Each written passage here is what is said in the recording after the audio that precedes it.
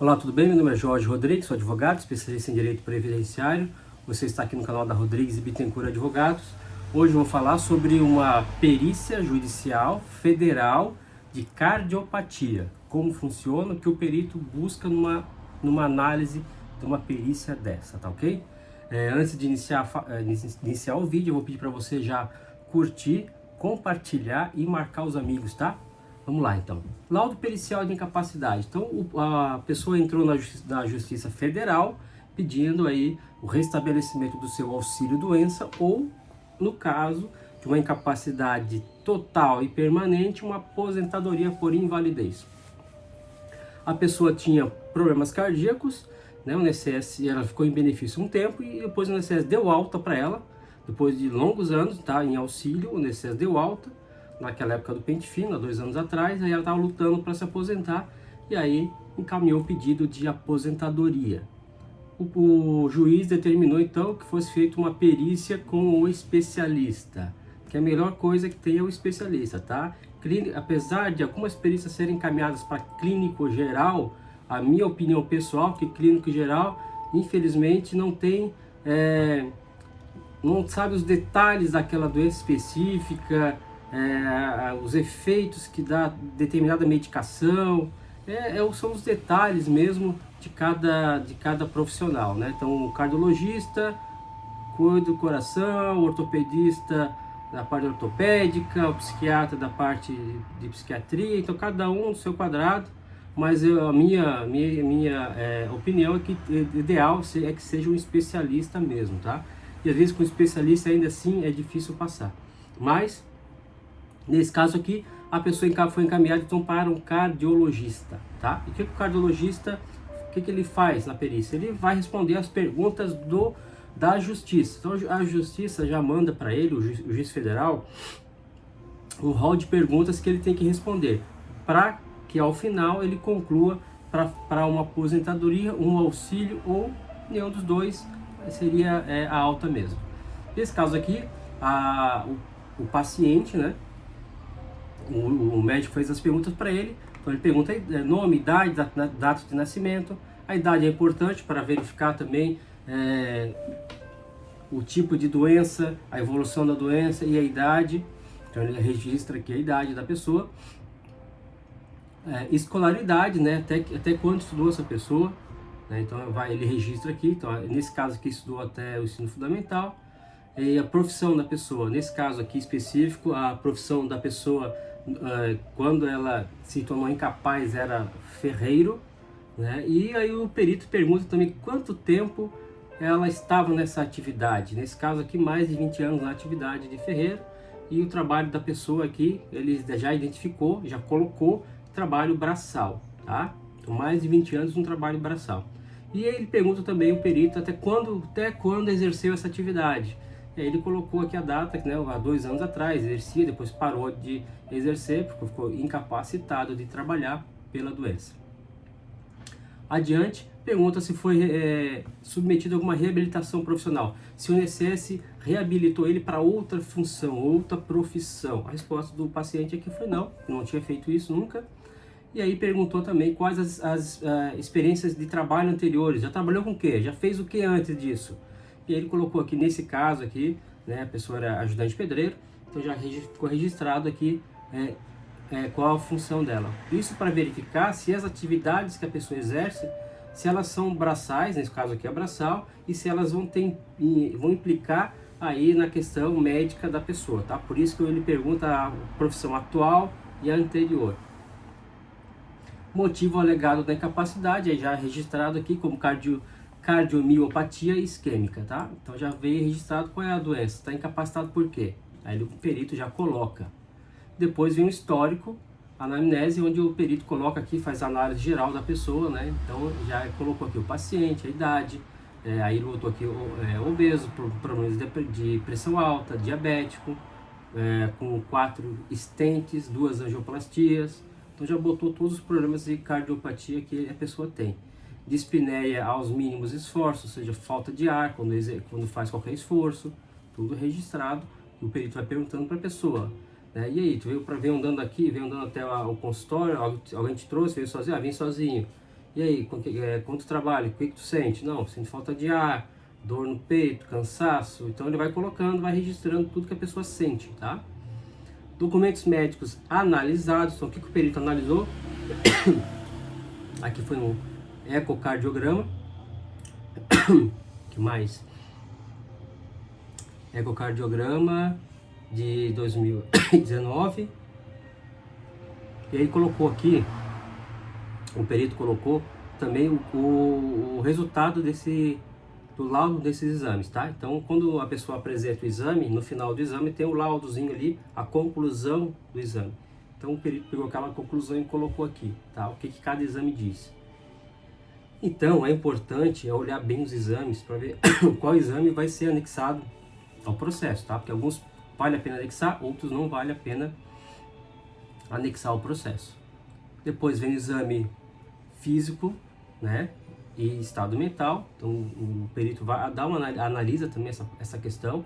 Ele botou aqui, está consciente, está orientado, hidratado, sem febre, né, e faz o exame físico, pulmonar, escuta o coração, que ele colocou aqui, né, membros inferiores, né, sem edema, sem as panturrilhas livres, sem trombose, tudo as questões que são relativas à doença, tá? Trombose relativa à circulação, então ele vai analisando e vai colocando aqui no laudo essas questões aqui. Aí depois vem o diagnóstico, é a CID, o código, aí ele coloca o código da doença e o que seria a doença, se é mais de uma, nesse caso aqui hipertensão, miocardiopatia isquêmica, diabetes e angina instável. Então ele colocou aqui quais são o que está cometendo aí o paciente, que ele não está conseguindo trabalhar, tá? Essas são as doenças que ele tira da onde? Ele tira lá dos exames e dos atestados que ele já traz, tá bom? Depois, causa provável do diagnóstico. Aí o juiz pergunta se é congênita essa doença, se é degenerativa, se é hereditária, adquirida, inerente à faixa etária, idiopática, acidentária, etc. Ele colocou aqui que é hereditária e adquirida, tá? A pessoa pode ter uma doença hereditária e entrar em auxílio, muita gente pergunta, né? Sim, pode, porque o que vai influenciar ali é a evolução da doença, tá? A evolução da doença. Já peguei alguns casos da pessoa ter problemas de saúde desde criança, né? Problemas graves de saúde desde criança, mesmo assim ela conseguiu se fichar, conseguiu trabalhar, durante anos trabalhou, só que a doença se agravou com a idade, e aí ela entrou em benefício, e aí o INSS alegava que a doença dela era pré-existente, era desde criança e tal, mas o juiz deu o benefício por conta dessa questão da evolução da doença, tá? Evolução da doença em si. Aí ele colocou aqui nesse caso aqui específico, que é hereditária e adquirida. O juízo também pergunta se a doença é decorrente do trabalho, ou um acidente de trabalho, aí o perito colocou que não, né, porque já colocou acima que é hereditária, mas também é adquirida adquirida no decorrer da vida, mas não do trabalho. E aí ele pergunta também, interessante essa parte, tá? Ele pergunta aqui, ó, o autor é acometido de alguma das seguintes doenças? Aí vem tuberculose, hanseníase, alienação mental, neoplasia, cegueira, paralisia, cardiopatia grave, doença de Parkinson. Aí vem essas doenças aqui, elas são isentas de carência e também para fins de imposto de renda também, tá? Para fins de imposto de renda a pessoa pode pedir isenção do imposto de renda, tá? Nesse caso aqui, cardiopatia grave. Então a pessoa, ele colocou como resposta sim, né? Cardiopatia grave, então a pessoa vai depois ter direito a uma isenção do imposto de renda. Pois vem a data de início, aí o juiz quer saber qual é o início dessa doença. Aí ele colocou aqui o início da doença, depois pergunta se a pessoa está fazendo o tratamento adequado, tá? Aí ele respondeu sim. Isso é importante porque o juiz quer saber se a pessoa está fazendo tratamento médico, tá? Se ela vem fazendo tratamento médico. Por quê? Se ela vem fazendo tratamento médico e o tratamento médico não surte efeito, não cura ou não afasta essa incapacidade para que ela possa voltar a trabalhar, então demonstra que ela teria que ser afastada ou até aposentada, tá? Por isso que é importante sempre consultar o cônjuge, consultar o médico, sem pegar atestado e guardar atestado, receita de medicamento controlado, faz um xerox e guarda. O juiz saber que a pessoa está fazendo o tratamento médico. É importantíssimo isso, tá bom? E depois vem a conclusão. Nesse caso aqui, o perito concluiu que existe uma incapacidade permanente para toda e qualquer atividade, tá? Então, ou seja, não pode exercer nenhuma atividade. Aí o juiz pergunta, qual a justificativa dessa conclusão? Aí o perito responde, paciente coronariopata grave com lesões importantes e reestenose em stents, alto risco de morte súbita. Então está dizendo que existe a doença dele é grave, não pode exercer essa atividade braçal, né? Porque pode causar aí uma sequela, ou até a morte súbita mesmo da pessoa. Então é grave, não pode trabalhar, tá?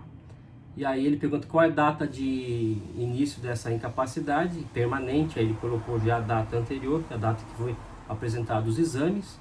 E aí a justificativa são ali as angioplastia que ele fez, né? E aí também colocou que a necessidade de novos implantes de stents, tá? Então já colocou isso aí.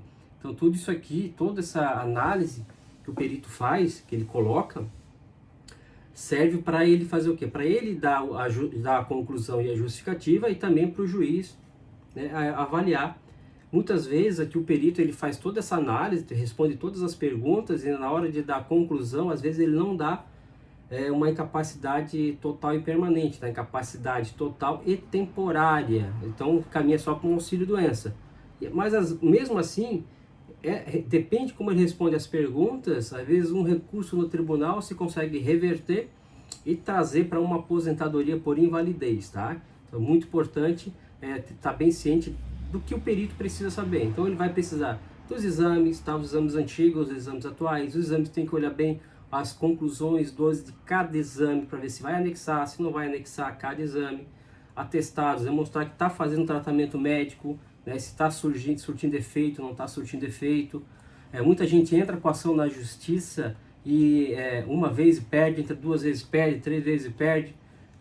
Mas o que acontece é que acaba criando um histórico, tanto na justiça, que a pessoa está tentando, não está conseguindo trabalhar, e a pessoa começa a guardar os atestados, exames, receitas, ou seja, ela está montando um histórico, porque daqui a pouco tanto o perito quanto os juízes vão ter que verificar que essa pessoa está há muito tempo sem conseguir trabalhar, né? E aí provavelmente pode conseguir o benefício, como a gente já viu, muitos casos acontecer isso. A pessoa entra na justiça, perde, e de repente, pum, vem a aposentadoria direto. Já aconteceu e acontece, porque analisar a doença, a doença em si, na verdade, está sempre mudando. Então hoje a pessoa pode fazer uma perícia, o perito olhar para a pessoa, fazer o exame, tá bom a trabalhar.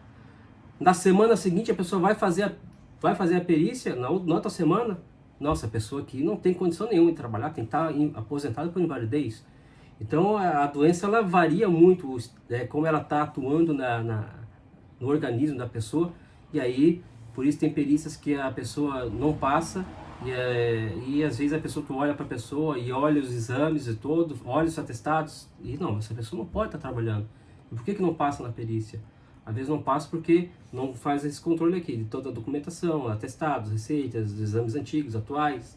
E tem que também estar atento ao que o perito quer saber. O que ele vai perguntar relativo à doença, tá? Muitos peritos eles pedem para olhar a mão também. Deixa eu ver a tua mão. Olhar a mão para ver se tem calo. Tá cheio de calo na mão, tá trabalhando. Entendeu? Então, opa, isso aí pode ser um indicativo para ele já colocar que a pessoa está em condição de trabalhar. Então é sempre bom ver bem certinho como é feita essas perícias para a pessoa saber, né? Já que ela que vai fazer parte do ato pericial, saber como vai ser feita essa perícia.